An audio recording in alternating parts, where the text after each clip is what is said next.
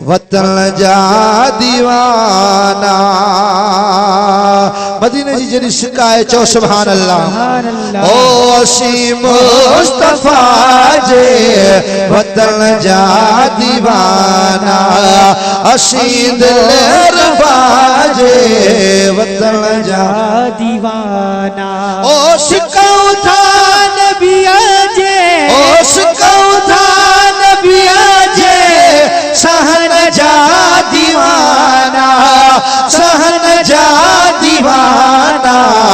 असी मुस्तफा जे वतन जा दीवाना।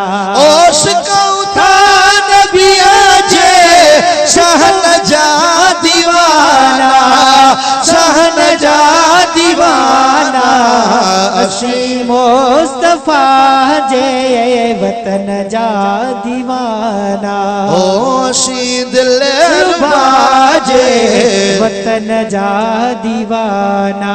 ओ जिते मोहजे साई कदम पाक पाया, जिते मोहजे साई ओ कदम पाक पाता।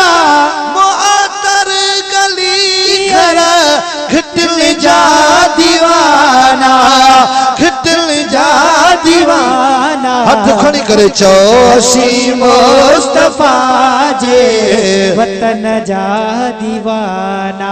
ओ असी दिलरबा जे वतन जा दीवाना।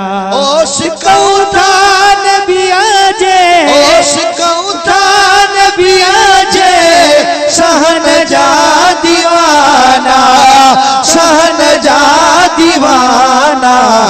असी मुस्तफा जे वतन जा दीवाना।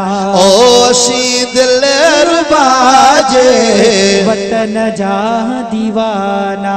शल्ला उते मौत ईंदा मुसाफिर त समझी, उते मौत ईंदा मुसाफिर त समझी। ओ दीदा पाक कपड़ो, दीदा पाक कपड़ो कफन जा दीवाना, उन कफन जा दीवाना। असी मुस्तफा जे वतन जा दीवाना। सुभान अल्लाह। ओ पीर ये बंगला महला तू महला कुछ न हो।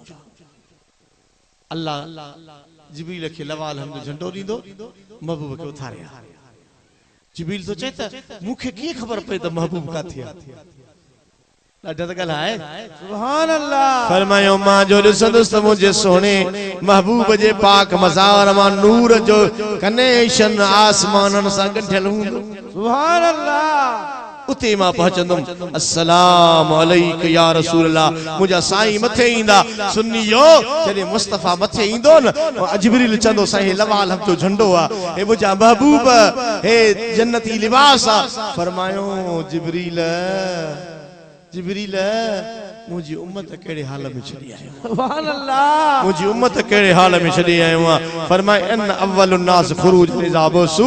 फरमाया तो अव्वल मां उथारे विदुम अन कायद हुइजा वफदु। जदे वफद ठंदा टोला ठंदा वसी कल्लदीन तक रब मिलल जन्नत ज़मरा। फरमाया टोलन जा टोला ठंदा। तो उन्होंने फरमायो अन कायदहुम। साईं फरमाया त मां अगवान हुंदुस इजा वफदु। जदे वफद ठंदा टोला ठंदा उन्होंने सबनी टोलन जे अव्वल में मां मुहम्मद करीम हुंदुस। सुभान